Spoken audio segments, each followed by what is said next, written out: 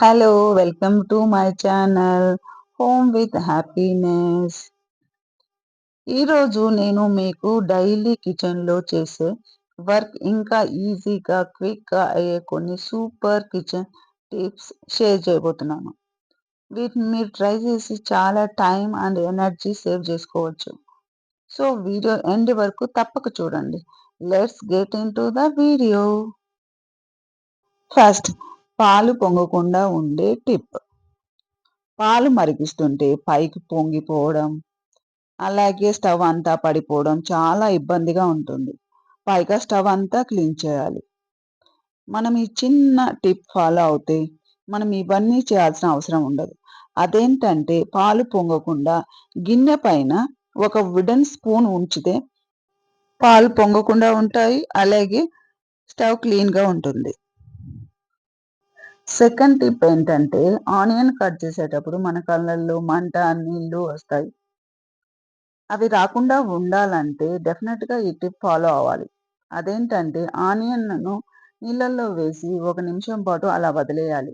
తర్వాత కట్ చేస్తే నా కళ్ళల్లో నీళ్ళు రావు.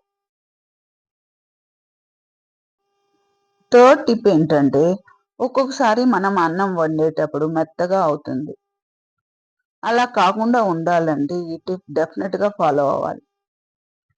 అదేంటంటే బాయిల్ చేసేటప్పుడు ఒక టీ స్పూన్ ఆయిల్ వేయాలి.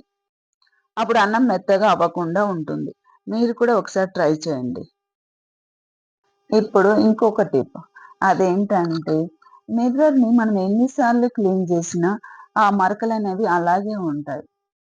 ఇప్పుడు ఈ టిప్‌ని ఫాలో అవుదాం. అదేంటంటే ఒక న్యూస్ పేపర్‌ని తీసుకొని ఫోల్డ్ చేసి వాటర్‌లో తడుపుకోవాలి. ఆ న్యూస్ పేపర్‌తో మిర్రర్‌ని క్లీన్ చేయాలి.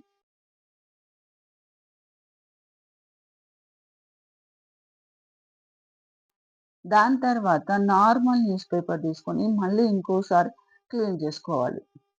అప్పుడు ఉన్న మరకలన్నీ పోతాయి.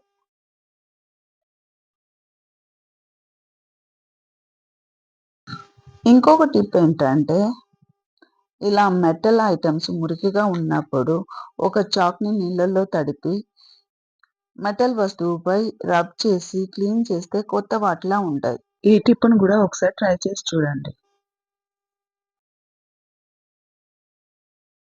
ఇప్పుడు ఇక్కడ నేను డిన్నర్‌లోకి చపాతీ అలాగే క్యాబేజీ కర్రీ చేశాను. అందుకోసం క్యాబేజీని చిన్న చిన్న ముక్కలుగా కట్ చేస్తాను.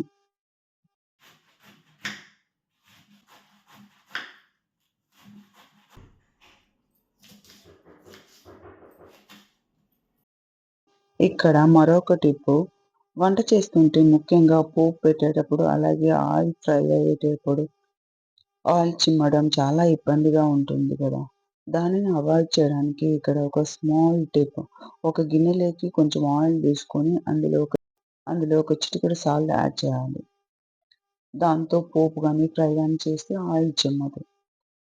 ఇక్కడ నేను క్యాబేజీ కర్రీ చేస్తున్నా కదా! దానికోసం ముందుగా స్టవ్ వెలిగించి దానిపైన పాన్ పెట్టి అది వేడైనాక కొంచెం ఆయిల్ వేసుకోవాలి. దాని తర్వాత మనం కట్ చేసుకున్న ఆనియన్ అలాగే పచ్చిమిర్చి వేసుకొని కొంచెం సేపు ఫ్రై చేసిన తర్వాత అందులో కరివేపాకు కూడా యాడ్ చేసుకోవాలి. తర్వాత మళ్ళీ కొంచెం సేపు ఫ్రై చేసుకోవాలి. ఆనియన్ బాగా సాఫ్ట్ అయిన తర్వాత మనం కట్ చేసి పెట్టుకున్న క్యాబేజీని వేసుకోవాలి.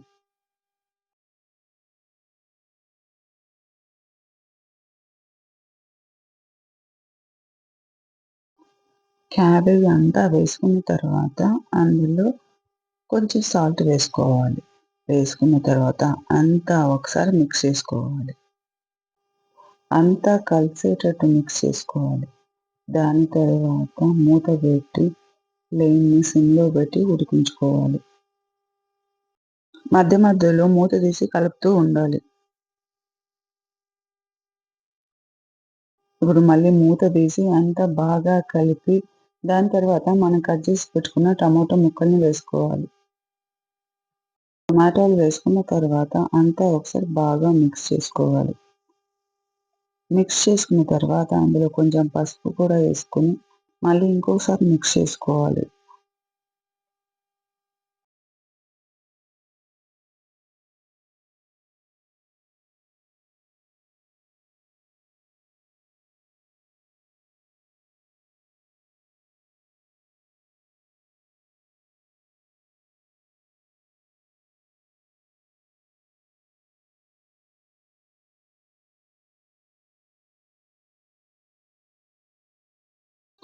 ఇప్పుడు మూత తీసి క్యాబేజీ ఉడికిందో లేదో చూసుకొని, ఉడికిన తర్వాత అందులో కొంచెం కారం, కొంచెం ధనియాల పొడి వేసుకొని, మళ్ళీ ఒకసారి అంతా మిక్స్ చేసుకొని దించేయాలి. అంతే.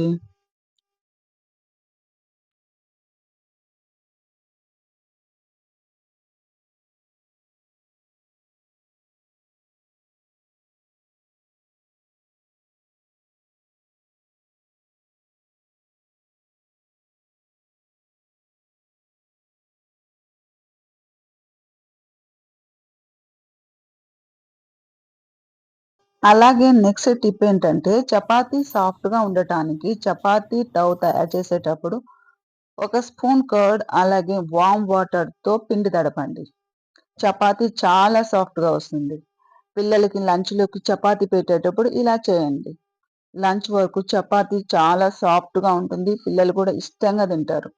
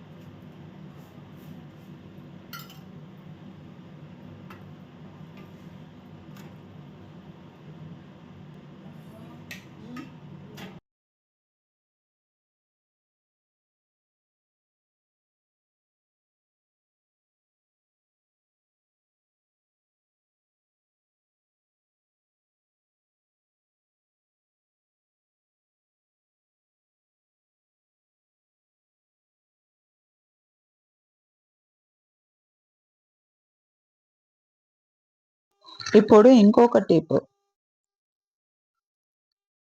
నిమ్మకాయని అలాగే కట్ చేయకుండా ఇలా రబ్ చేసి కట్ చేస్తే జ్యూస్ బాగా వస్తుంది. ఈ టిప్‌ని గూడా ఒకసారి ట్రై చేసి చూడండి. ఈ టిప్స్ మీకు నచ్చాయో లేదో కామెంట్ చేయండి. అలాగే please subscribe, like. Thank you.